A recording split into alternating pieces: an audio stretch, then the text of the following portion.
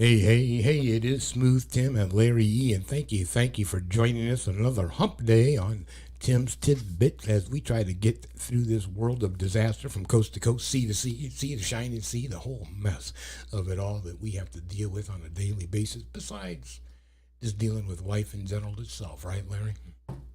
Yeah, man. Dealing with the heat. Dealing with the heat down there. Yeah, man, there is like a heat wave going all over the place. I see Chicago of all places, right? The Windy City, supposed to be cooler, right? They're setting all kinds of records for being like over 100 this week. It's like, And this guy on my shirt is actually trying to run out of Texas. is That's that what what he's he's doing? doing. He says, I'm tired of this heat. I'm tired of baking, Get out, you get out know? of here. Yeah, It's sometimes you hot. and it's getting hotter. I mean, you're right into the peak of the heating season down there, right? Oh yeah. I thought it was the peak of season when it first started, but I just realized it's just this They're August now. just I'm like, really getting started. it's bad, man. Oh man, it's bad all over. Hey, anyhow, real quickly at the to start things off and kind of on a sad note is in Ohio today. That was their or yesterday rather was their first day of school, Mm. and there was a tragic accident that actually occurred and share it with our viewers. And I mean, our hearts and prayers are going out to these kids, and it's such a shame. And we are following breaking news. One student is dead after a school bus crash in Clark County. It happened just before 8 o'clock this morning in Springfield. We just heard from the Ohio State Highway Patrol, and NBC4's Eric Halpern is joining us from the scene. All right, so Eric, can you give us more information about what's going on there? Monica, we know several other students were injured this morning in this bus crash on what is the first day of school here in the Northwestern Schools District. I want to show you a little bit of this scene. You can see the bus on its side over there. This is State Route 41 here in Clark County, just outside of Springfield. You can see the bus off the side of the road. State troopers have been flying their drone overhead as a part of their investigation. And here is some video from earlier this morning. This crash happened around 8:15. Investigators say the bus and one other car were involved, telling us that the bus swerved to avoid that other car. Investigators just gave an update about what happened. Here's some of what they're saying and about all those who are now recovering today. There was 52 total kids on the school bus, 53 including the school bus driver. Of those, 13 were transported by EMS to local area hospitals for treatment. 10 were transported by personal means or family members to local area hospitals for treatment. So 23 total kids were transported. Of those, 22 appear to have non-life-threatening injuries, and one is considered to be serious injuries and was transported to Children's Hospital. There was one student that succumbed to fatal injuries at the scene of the crash. They were ejected from the school bus.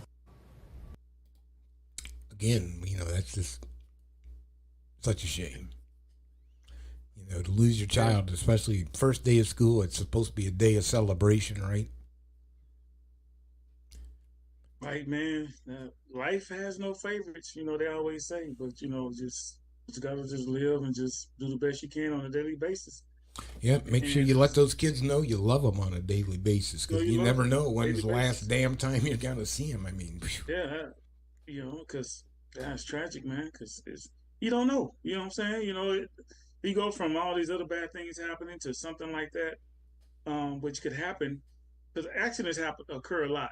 So but you never think that the first day of school, a whole school bus of children will be involved in it. So and one of them died. So it's tragic. on a quick Unfortunate. side note before we go move on, Larry, they said that the one child that was killed was ejected from the bus, right? Which means that they didn't have seat belts, and that's not a requirement, I think, in Ohio, or maybe this bus was not fitted with seat belts. So then again, there's another cause for if your child's being transported by a school system, make sure that they have restraints in that school bus so something like Or this any doesn't kind happen. of public transportation. Amen. They should pass some laws, legislation for that. I think They so pass it too. for everything else that don't make sense. I think so too. I Why don't think they so make that a too. requirement? The children are the future. They make everything else a requirement, right? So hey, why not So that? yeah. I'm just saying. Well, let's move on, actually, and get into the meat and potatoes of tonight's show. And let's get on with State of the Union. And let's talk about what's happening down in Louisiana with what Governor, actually, Sarah Huckabee Sanders has done down there. Check this out. Sarah Huckabee Sanders has been governor of Arkansas for a little more than 7 months, which is not that long, but boy, has she hit the ground running. If you think the big problem with America is that we have child labor laws, well, she's taking care of that. Governor Huckabee Sanders immediately got to work as a new governor, getting rid of those, making it easier to put Arkansas children to work doing adult jobs. Kids younger than 16 used to need a state permit to verify their age and grant them permission to work. The governor now says that permit put an arbitrary burden on parents. So that burden is lifted. Let's get your 14-year-old to work. The governor also got right to work kicking thousands of people off their health insurance in Arkansas. More than a quarter of the people who were kicked off their health insurance were dropped off of it for procedural reasons, meaning they didn't get their paperwork in time, in time or something. It means that thousands of families, thousands of kids, all of whom had health insurance before, are now kicked off, so they now don't have health insurance. That said, maybe the kids can get insurance at their new slaughterhouse jobs. As for the school part of being a kid in Arkansas, high schoolers in that state are now starting to feel the effect of a bill that Governor Huckabee Sanders signed this year, which, among other things, bars Arkansas teachers from teaching about race and racism. This law went into effect August 1st. Just days later, the Arkansas Department of Education announced that the AP African American Studies course will no longer count toward graduation credits in Arkansas this year because it might amount to indoctrination. One of those schools that is defying the governor, defying the state on this, is Little Rock Central High, which is going ahead with AP African American Studies, and never mind the objections from Governor Sarah Huckabee Sanders' office. Little Rock Central High is, of course, the exact same school where 9 brave black students attended class for the first time in 1957. This is a time when the country was supposed to have desegregated our schools, but boy, they had not in Little Rock. And those kids had to be escorted to class, shielded from an angry, violent mob by members of the Army and the National Guard. Those 9 kids, the Little Rock 9, hold a signal place in African-American history, in American history, but particularly in African-American history, which will be taught this year at the advanced placement level at their high school.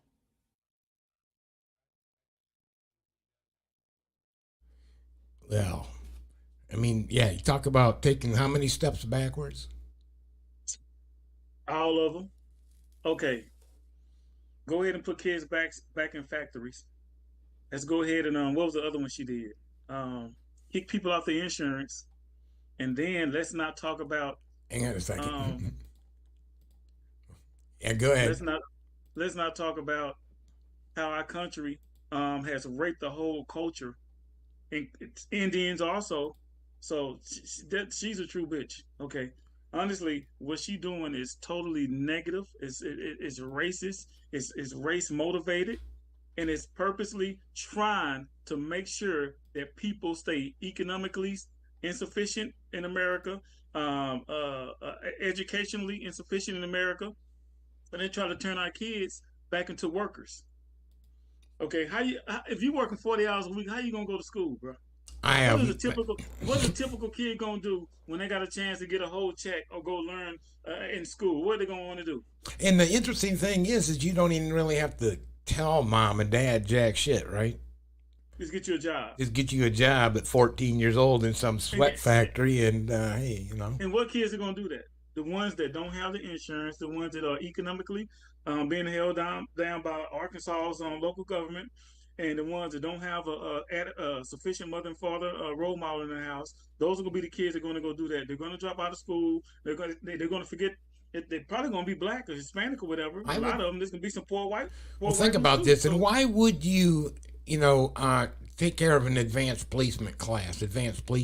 Those are college credit classes, right? You're taking those as prereqs. And just because it has to do with black education, because you don't want to admit that you're from a racist ass state?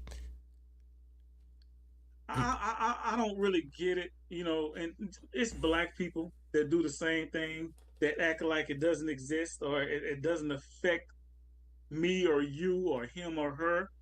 All that stuff affects everybody, our children. It affects the relationships we have with each other as mothers and fathers, men and women, and kids, vice versa, whatever. It affects the whole social structure of how people should interact with each other. And the other thing that I think about too is, and not only that, let's say that you, Larry, decided, well, I'm going to take these cultural studies for AP studies, and that gives me 4 additional credits, you know, to help me graduate, blah blah blah, right? Now the state's saying, nope, we're not going to give you those credits because that would be, you know, supporting or against, you know, where we're trying to drive this thing, which is. So now what are you going to do? Now I got to pick up some extra class because in the middle of the stream you decided to make me change directions? How fair is that? You take the insurance, you take the ability away from them to learn something new, and then you take away the innocence of a child not having to work and just live their life and go through school, and then get put into that social structure of work and home and all that crap. What is wrong with these people, man? They want you under their thumb. And they want to control you. You know, they talk about, and I don't care, you know, stop throwing away, and I get tired of the mudslinging back and forth from the Republicans, Democrats, you know, all this name calling, everything. It's all y'all. Yeah. It's all of you. You know, don't sit there and point fingers across the aisle and blame the other guy. Take a look in the damn mirror. Because the Democrats have to allow those laws to go through. All of them have allowed it. Let's not, you know, stop pointing damn fingers. Yeah, there's no such thing as Democrat, Republican. It's all one party. And the party is all one party. It's all one. The political party. That's it. The lobbyists, the right wingers, the left wingers, the what other people that's part of it? No, the lobbyists, the political parties. All that BS. The whole web of deception. Let's call it. The medical, the insurance. It's all. Let's call it a web of deception, Larry. How about that? How you gonna hide something that's so obvious?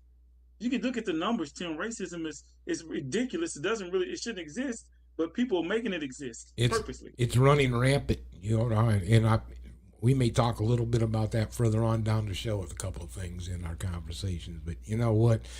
Right now, as far as, you know, what's going on. Tim, yeah. I'm sorry, Tim, real quick. Can you imagine your 14-year-old son coming home after working a 30-hour shift with a cigarette? Yeah, I'm tired, Dad. Shit. You know, 14 years, I think I had maybe like a paper route or some shit like that, right? I was cutting grass, cutting limbs. I'm just saying, he bought 30. They gonna work. Okay, I'm mad. But yeah, okay. You know, but it was not that was not labor. Would it take me about an hour a day to deliver papers or whatever? Yeah. See, people don't know the history of child labor laws. They don't know the history. No, not when they actually used to have sweat factories and make these kids work because, you know, they're here in America. Yeah, here in America because, you know, they have, you know, indebted servitude for one reason and or the other. So they're going backwards. Okay, I'm done venting. Okay, let's move on to. I think we're being held hostage. And what do I mean by that? I think that Elon Musk, as a matter of fact, and his little Starlink adventures are holding us. Well, if you haven't read this, you need to. A new deep dive in the New Yorker painting a stunning portrait of Elon Musk, stunning in multiple ways. The focus on the billionaire's growing influence in both the war on Ukraine and the U.S. government at large. According to the new report, while on a call with Pentagon officials about his company's satellite-based internet that Ukrainian troops have been really relying on the battlefield, he mentioned that he had a conversation. He spoke to Russian President Vladimir Putin. Musk has previously denied speaking to Putin, but the former Undersecretary for Defense Policy told the magazine that Musk said that he had spoken to the Russian president. At the same time, U.S. defense officials were worried he might suddenly decide to pull Starlink internet out of Ukraine. The Undersecretary also told the reporter, the journalist who wrote all of this, Ronan Farrow, that Musk appeared anxious that Russia might see his company's involvement as enabling the war to prolong on Ukraine. Farrow reports. Yeah. And he's playing like both sides, isn't he? These rich politician bastards. What is wrong with them, man? I don't know why. Okay, from what I mean, seriously, he's got, you know, he's I don't know what to everybody say, in the Tim. palm of his hands. Look at Ukraine, the United States, Russia, and well, yeah, I've got this Wow. Starlink thing, and now isn't that something that he's promoting? As a matter of fact, that you can have this, high speed access from anywhere in the world is with this Starlink shit, right? Okay, so why would that not be espionage then? Why would that not be? If you okay, Trump I did don't it trust with I don't trust him one damn iota. I think the guy's got some issues. I ain't gonna lie. I don't trust like super wealthy people, whether they're black or they're white, because or Hispanic, whatever, because they don't care about the regular people. Super wealthy people only care about other super wealthy people where they continue to get wealthier and wealthier. Yeah, but So he's I super weird sure too. You've seen some videos of him and different things. He's just weird, all different. He's just a different type of fella. That's all I can say yeah, about him. I don't see what they I don't understand it. Like these guys are men and women are getting all this money, this power, and they're just using it in a negative manner. They're not doing a good. Even the war funding the war on Ukraine is ridiculous. Whether you funding Ukraine or you funding Germany, because we got stuff in the United States got to be taken care of. So whether you put money in over there, I'm PO'd about that because our country is still sending money over there. You still ain't take care of the homeless people here in California. We still got homelessness all around our country, and we still got schools that's not being properly funded. They're not equivalent to other schools that are on a high level because the infrastructure is not giving money to all the schools equally. But then Yeesh. again, you sending money to all these other countries for a war that doesn't pertain to us. Now let me ask you a question. You was on your soapbox. You sound like a preacher. Amen. Whew.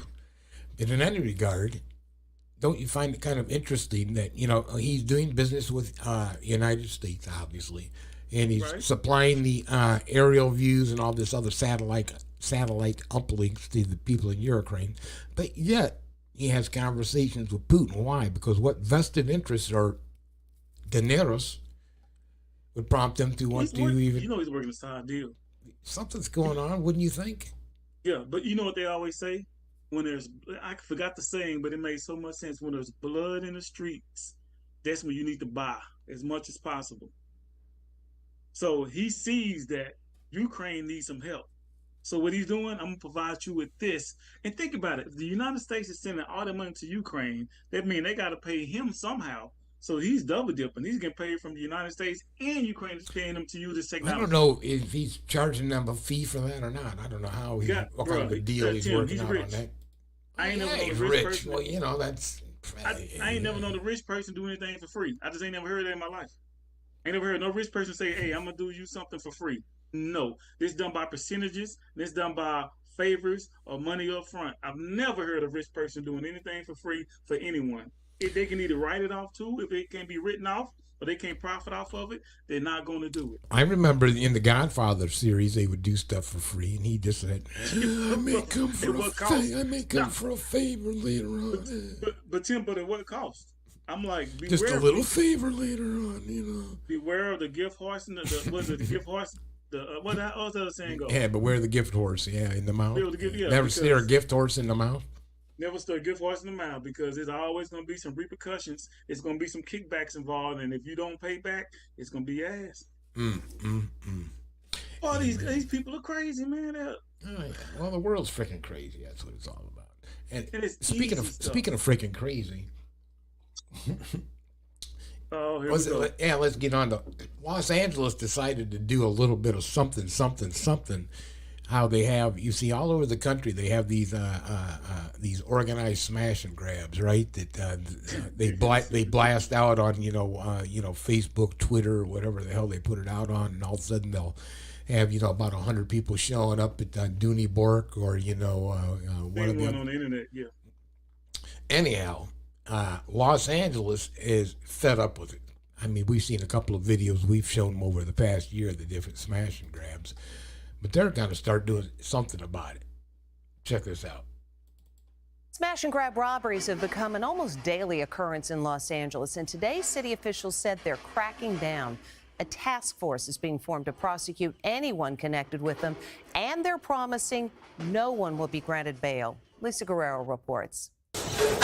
Enough is enough. Los Angeles is cracking down on those flash mob robberies that have put the city and shoppers on edge. We will be working effectively to go out to immediately identify, to arrest these individuals. For 2 years, flash mob thieves have afflicted fear and anger over the city with more than 170 incidents of robberies and looting, all conducted in the same shocking manner, smashing and grabbing everything in their wake.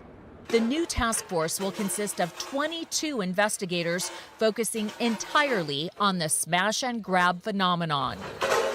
The crackdown was triggered by Sunday's brazen ransacking at a Nordstrom department store in broad daylight. LA Mayor Karen Bass vows that these crimes must now come to an end. Our message is clear. Those who commit these crimes will be caught. They will be held accountable. The National Retail Federation estimates stores have lost nearly $100 billion to organized retail theft in just the past year.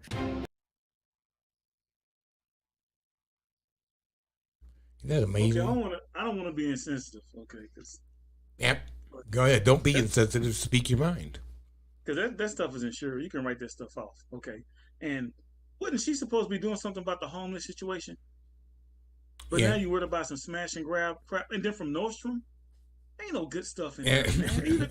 Even if you go to that stuff, you cannot pawn the dress. You can pawn some bags or whatever, but you ain't getting them for it. That ain't worth nothing. You can write that stuff off. You get some of those. You get some of those high-end bags. I imagine, because you're talking, $1,000, $2,000 purses. Some of them are crazy price. And I mean, street value's got to be at least $500-600.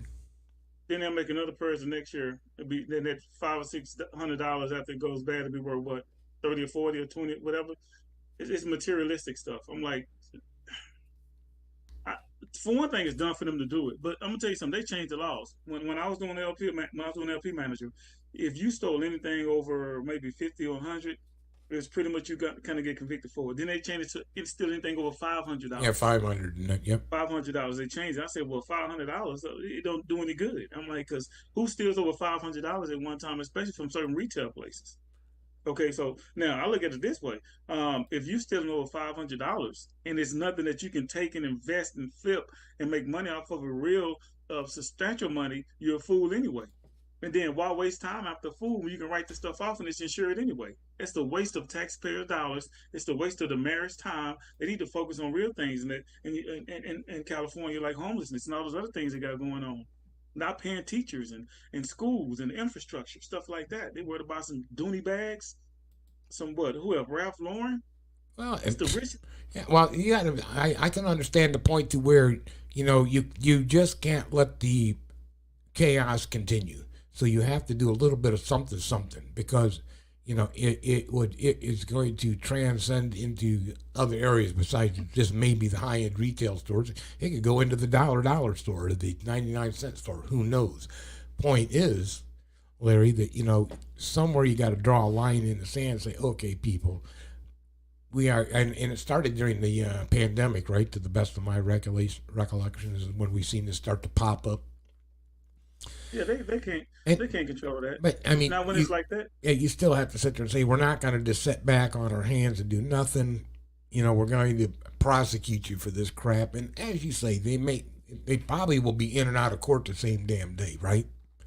Yeah, not even going to see any real freaking jail time. But they got 22 investigators for if 50 people or 100 people run into the store. Say you can't stop it. There's not enough people. You can't do it. It should be interesting. Yeah, we'll see. 22 investigators. More investigators. There's a great job, Larry. You could move out to L.A. and you could investigate organized stuff. No. Okay. Theft is more of an individual basis. That's a random, unorganized. If it was an organized thing, like a RICO thing or a crime syndicate that was doing stuff like that, then you can invest that time in that. But it's just random dumbasses running there stealing shit for fun mostly. It's stupid. Look at them. They all organized. It's ridiculous, man. Yeah, they are. It was kind of chaos, wasn't it? I guess that'd be organized chaos with a singular purpose, and that's to just steal anything in sight. If I were gonna do it, I'd make a small team come in, create a diversion, check the store out, find the stuff I want, create a big diversion. Make sure you got your stuff you want to cut the stuff with, because I done investigated people, interview people, make sure who the security is and who is not, who is this and whatever, and just make small increment thefts or whatever. And that's safer than doing what they did. That stuff is dangerous. Yeah, it was stupid. Speaking of Come to stupid, Texas, they gonna get shot. Speaking of stupid, I want to and this just happened. My Cleveland teenager, she was just convicted this past week, and apparently, I don't know what was on her mind, but she had some type of a rage. I mean, whatever her mental state might have been.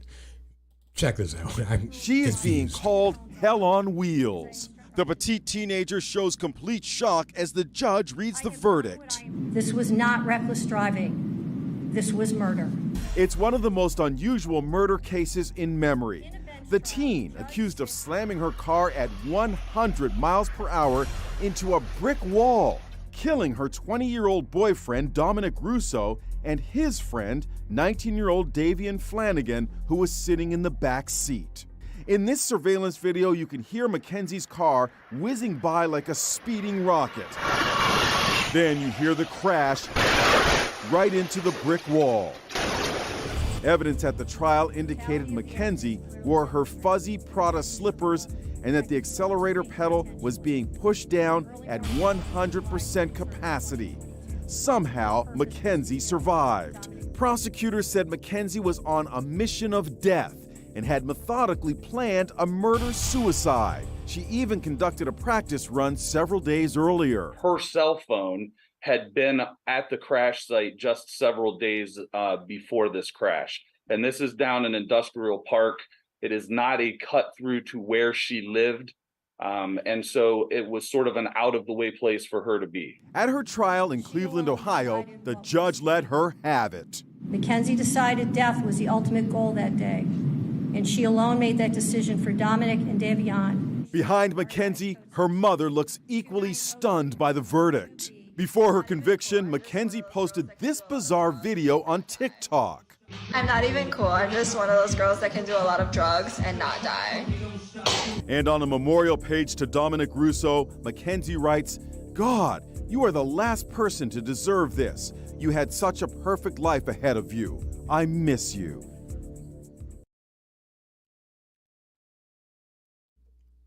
How do you even sum that up in that girl's crazy as it gets? She's about as crazy as that Arkansas governor. Shit. I mean, I seen How that. she survived, bro? I seen that. Yeah, did you look at that car? Apparently, she wanted to die, but then, you know what it is? Hey, you know, it's always the good die young, right? You know what they say? Says she do a lot of drugs and can't die. I believe her. So what did she get? She got like 2. I know it was 2. They didn't do. I don't know what the sentencing is. Yeah, I'm thinking it had to be manslaughter. No, that was just. I believe that was Monday. Maybe that came up that she got sentenced. Okay. I know it's going to be one count since it was or not sentenced, but found guilty. So sentencing comes later. You know how that goes. Yeah, They'll come back that's for premeditated. So that's going to be manslaughter. Oh yeah. Yeah. So she's going to be doing life for that shit. Especially 2 counts. So she'll do at least 25 and 25 back to back. So she's in there for 50 for sure. Yeah, damn. Gotta know who you're riding with, bro. Hey, well, you know, there we go. There we go again, you know. I done seen crackheads get high and jump off a 3-story building, do a backflip, and get up and walk off. I swear to God, I ain't making it up. Have you seen some of those things? There's one crackhead, I said, this dude is gonna break his neck. This dude flipped off a 2 or 3-story building, got up and walked off. Yeah, but if your body, you know, and you've taken some self-defense classes, right, where they teach you, you know, how to fall, and, you know, roll, and you know, if your body is, you know, that limber, because you're just blah. I imagine, you could probably, you know, take the impact, because it's when you brace up and tense up is when you get hurt. Man, you know what? That could be true. That could, I guess, when you do a lot of drugs and your body just totally relaxes, you just floating down. You're just he didn't fall like down. That. He floated down 3 stories, Larry. You just didn't see it right. Man, I done sipped on some alcohol and drunk too much and had a headache. So I'm like, my body ain't ready to flip off. No 3 stories. Those type of drugs. Yeah, I get a headache off drinking 4 drinks of alcohol. I'm like, shoot. That's like people that jump out of a perfectly good airplane. Man, that's how she survived. I do not know. Hey, anyhow, let's move on down to what the fuck. And yeah. And sometimes, and you made mention of that just a little bit prior into the show about just the hate that's getting spewed around, and some of the things that are going on, around our nation is just an obvious sign that there's way too much hate. I don't care what side you're on. Well, Jeff, Kane says he's had some version of this sign right here, out here for months. And in that time, it's been vandalized multiple times. But this last week, Kane says somebody, they just took it too far. Take a look at this video right here. This is security video that Kane shared of early in the morning on August 15th. You can see a cyclist right there setting the sign on fire.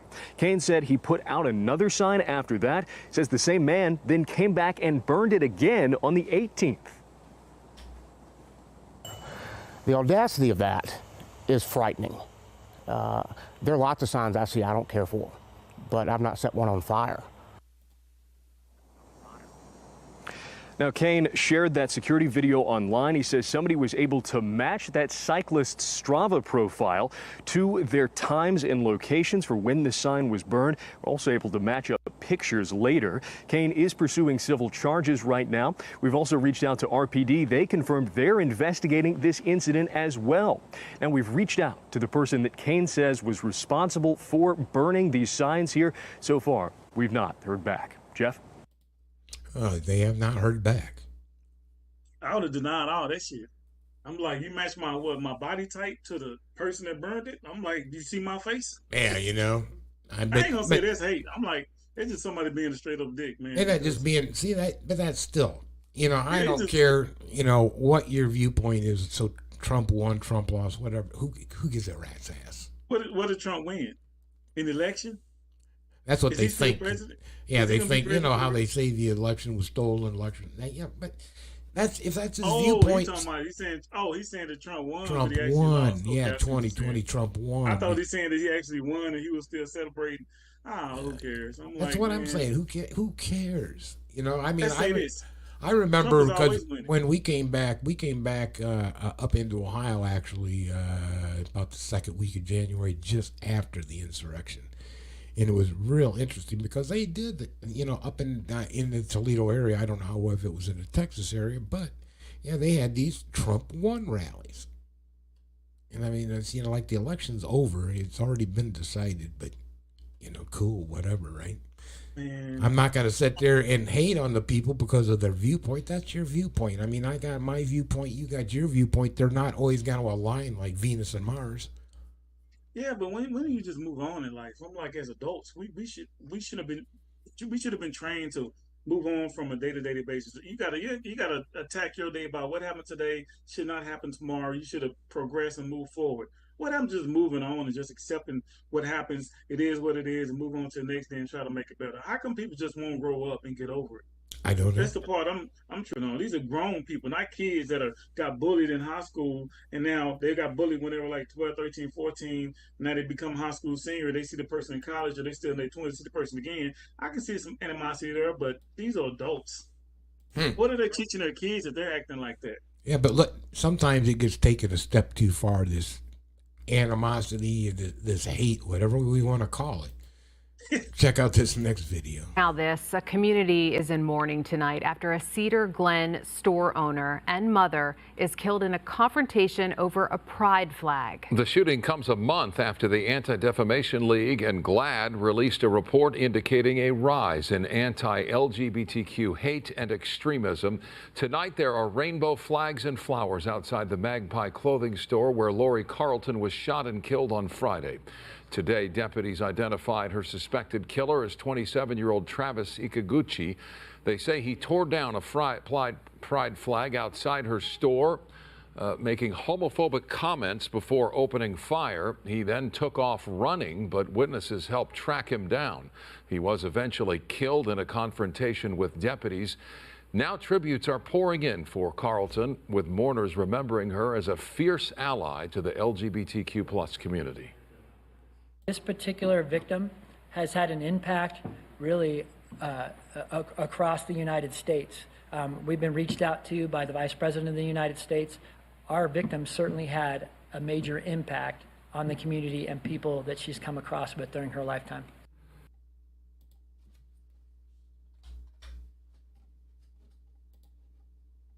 Mm-hmm. Yep. Isn't that just a damn shame? Yeah, because that doesn't. You're taking hate to a whole new level, and over what? And this woman was married. She had a husband, all right, and had children. She was just in support of the LGBTQ community, so she flew the pride flag, and because of that, she got shot and killed. I don't get the. This other guy, because he had a Trump won poster or yard sign, people go by and burn it up. Oh, you know what? I mean, what's up with people? I mean, I don't get it. What the hell is wrong with you? And you just need to grow up and accept life for the way it is. I'm like, if people want to support organization, they don't care about why get mad over it. Like, I know a lot of people that support organizations. I know millions of people that support the United States government or all these local governments or certain organizations that deal with suppression and racism. Yeah, I don't go around getting PO'd and like giving them a hard time and marching and all that crap. You know, I just have to deal with it on a daily basis. A lot of people want to be part of something and want to fight for something, but they don't even know all the information and the resources about what they're part of and what they're fighting for. I want to be part of a group, but I want to be part of something that's special, something that's making me a makes better a man. difference. Yeah, I do not mind being a active participant in a cause that has a positive outcome. You know, and it's not necessarily, the election was stolen or it has to be something that is equally across the board for everybody, so that all players in the game have an equal opportunity to, share in the booty, so to speak. Yeah, then I'm for it. Yeah, I'm part of family. My group right now is family. I love to see mothers and fathers and their children prosper. So that's what I'm big on that. When my daughter has her friends and they have mothers and fathers, I make sure I'm cool with them, cordial with them, and if they need get picked up, taken to school or whatever, they ain't have to pick my kid up and take my kid up. But if they say, Larry, I need your help, I'm gonna help them. I'm for the family. That's my group. That's who I really support. And anything outside of that supports me, I support them too. But it's got to be something positive. Something's got to be worth it. And family is worth it. These kids are worth it. Your family and your friends are worth it. I do. Yeah, I'll do a lot of extra for my family and for my friends, and sometimes it seems like you can get ran ragged, right? But hey, all good deeds. And that's what it's all about. Some of them don't go right though, so we just got to just be part of a positive group that's LGBTQ. Their organization, but they got a lot of negative stuff going on with them. I've heard some of their people speak. I heard some of their views and how they look at straight people and how they feel about this and that. I'm like, that's discrimination too. Well, right.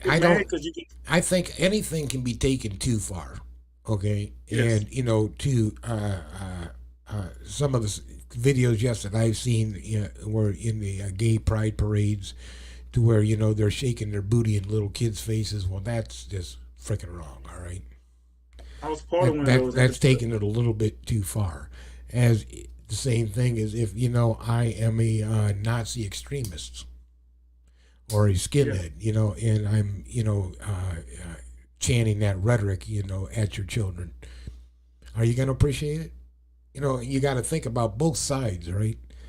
You can't just look at your viewpoint and think that I need to subject you to my viewpoint, and you should have absolutely nothing to say about it. Yeah, everybody has a voice, but you got to just make sure you use a voice in a positive manner, and then use it the right way where you want to use it offend the other right parties. way. Exactly. I'm not saying that there's anything wrong with that entire community and what they're trying to do as far as improve themselves and the way they're treated. But then again, you can't be in your face either, because then people are going to take offense. Well, the LGBTQ, forget the name. They have gay people have been here for years. They're not going anywhere. It's just that now they have a label, LGBTQ. Now that's up front. This is who we are. I'm supporting this strong. And sometimes some negativity come out, but you don't kill nobody because of it. That's right. If you don't believe it, go rent the movie Caligula. Yeah, just don't buy clothes from a shop. Don't kill them. And they've been around for a long time. Anyhow, hey, let's move on a little bit. Let's move on down to your area, as a matter of fact. Dallas, Texas. And I think you know all about this. I wonder what on earth happened. Watch this video closely. A man who says he's a maintenance worker waits for a tenant to answer the door. Can I help you? Oh yes, they came to check your air filters. I'm not sure. This is 38277. Through his doorbell camera, the young man inside, Ethan Rodriguez, tells the supposed worker to leave, says nobody's home, even though he is. You'll have to wait till another day. Oh, much appreciated. The guy leaves, and when he comes back, he brings a gun and a friend.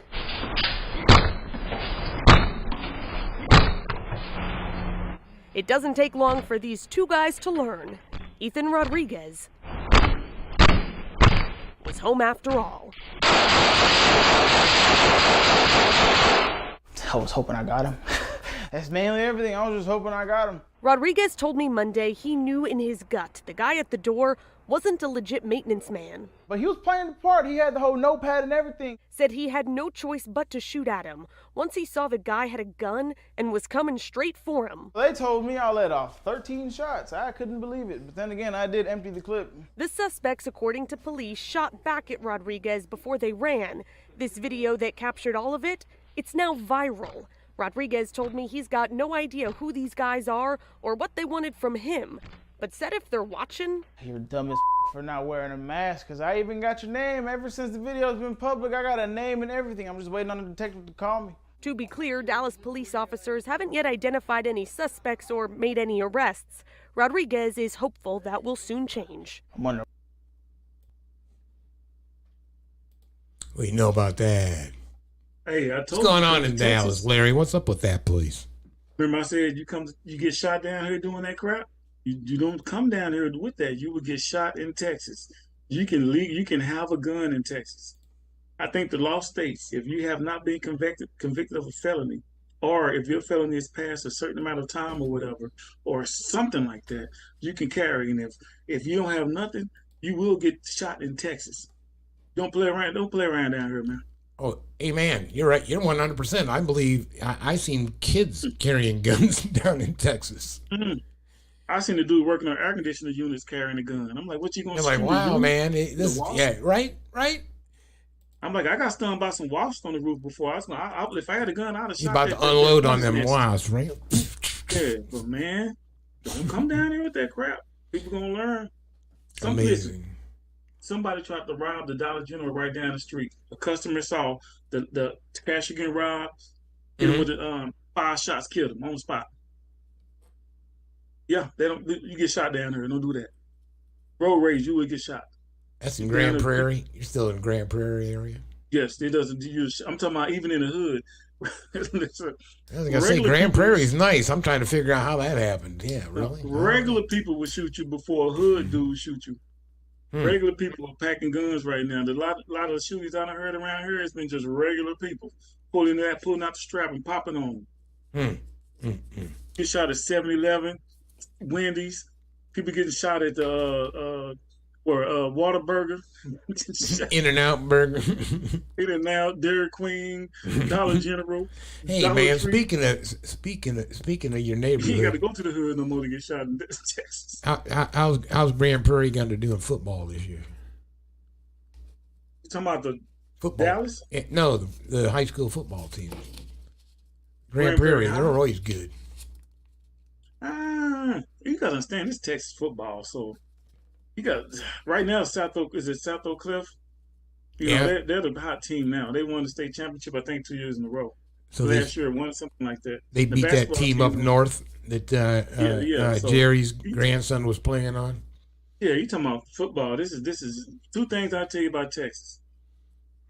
You're gonna find some good football players down here, and you will get shot playing around the regular folk. What was that? Richland Hills, wasn't that where they were at playing or something like that? Yeah, man, there's so many good teams in Texas. There's just so many good teams. So I might actually start trying to go see some games this year. Oh, you got a good team in your neighborhood right down there. So, yeah, state contenders. You know, so, it's different when you have somebody playing for the team that you can root for compared to just showing up and just hanging out. Yeah, you're right. Yeah, be the football pervert. I don't want to be no football pervert. Just going to all these games, just looking at them like, why is he here? Look at the football moms. He's just trying to pick up on the football moms. Oh, man. Anyhow, let's get on to the favorites time. It is our asshole of the week. And actually, here, let me come back to us.